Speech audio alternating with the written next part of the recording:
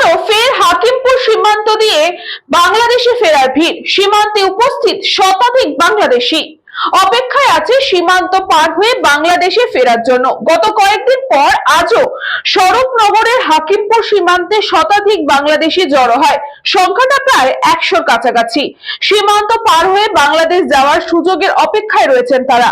এতদিন ধরে যেসব বাংলাদেশি অনুপ্রবেশকারী অবৈধভাবে ভারতে বসবাস করত, তারা এসআইআর চালু হতেই বাংলাদেশে ফেরার হিড়িক উঠেছে।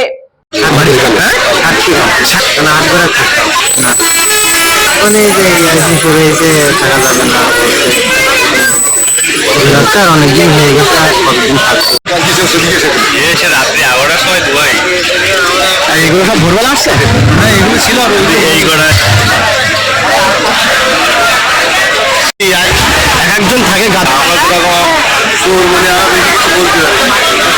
আমার ওই একই পাল্লাই